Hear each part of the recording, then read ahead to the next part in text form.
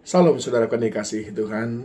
Bersyukur boleh berjumpa kembali dengan saudara pada hari Minggu ini dalam pesan khusus Gembala yang saya sampaikan dari Philadelphia, Amerika Serikat.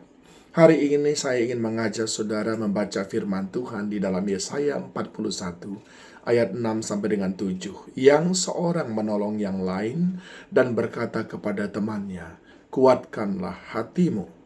Tukang besi menguatkan hati tukang emas, dan orang yang memimpihkan logam dengan martil menguatkan hati orang yang menempa di atas landasan. Ia berkata tentang patrian, itu baik, lalu menguatkannya dengan paku-paku sehingga tidak goyah.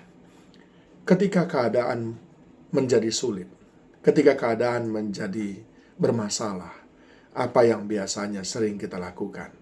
Kita punya dua pilihan, saling menyalahkan atau saling menguatkan. Tetapi firman Tuhan hari ini mengajarkan kita, entah keadaan semakin sulit, mari kita saling menguatkan satu dengan yang lain. Dengan berkata kepada sahabat kita, kuatkanlah hatimu. Seperti kitab Yesaya berkata, biarlah tukang besi menguatkan hati tukang emas. Biarlah pedagang menguatkan hati petani. Biarlah pelajar menguatkan hati guru. Demikian seterusnya, saudaraku. Lalu apa artinya menguatkan hati? Yang pertama adalah mendorong sahabat kita untuk tetap berharap kepada Tuhan. Mazmur 31 ayat 24. Kuatkanlah dan teguhkanlah hatimu, hai semua orang yang berharap kepada Tuhan. Sering sekali yang kita kehendaki belum Tuhan berikan. Mari, kalau kita mengenal ada seseorang yang sedang dalam penantian, seakan-akan dia sudah lelah, hampir-hampir putus asa, katakan kepada sahabat kita itu, kuatkan hatimu. Tuhan tidak akan lalai menepati janjinya. Arti yang kedua daripada menguatkan hati adalah mendorong untuk tetap percaya. Pada waktu Yesus sebentar akan ditangkap, dia mengumpulkan murid-murid. Dan dalam Yohanes 16 ayat 33 dicatatkan, semuanya itu kukatakan kepadamu, supaya kamu beroleh damai sejahtera dalam aku.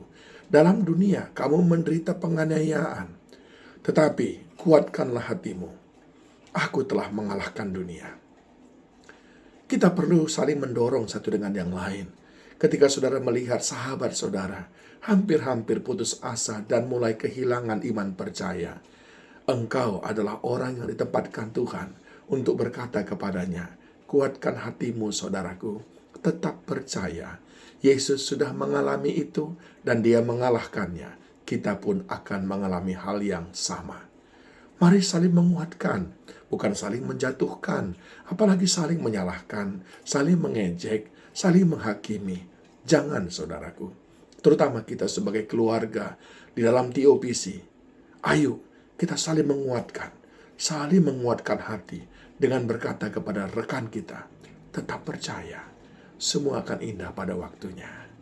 Dan yang ketiga, arti saling menguatkan hati adalah mengajak, memotivasi teman kita untuk tetap setia. Di dalam Kisah Para Rasul 23 ayat 11 dicatat bagaimana Paulus menghadapi mahkamah agama.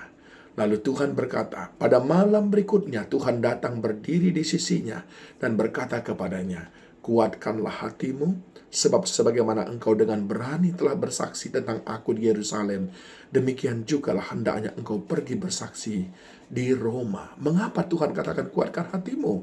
Karena Tuhan mau supaya apapun tantangan yang dihadapi oleh Paulus, Paulus tidak undur, Paulus tetap setia, Paulus tetap bersaksi, dan Tuhan akan menyertai.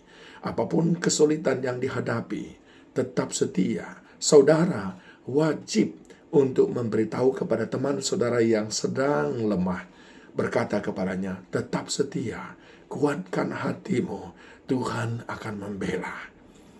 Harapan saya, mari kita semuanya saling menguatkan hati dengan berkata, tetap berharap, tetap percaya, dan tetap setia. Mari saya mau berdoa untuk saudara.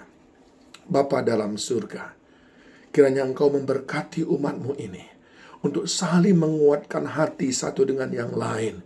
Kami tidak berdiam diri ketika kami melihat ada sahabat kami yang butuh dikuatkan, sehingga kami tetap boleh tinggal dalam pengharapan. Kami boleh tetap percaya dan kami boleh tetap setia apapun yang terjadi. Anugerah-Mu melimpah atas jemaat-Mu di TOPC, dan mereka semuanya boleh mengalami Engkau. Dalam nama Tuhan Yesus Kristus.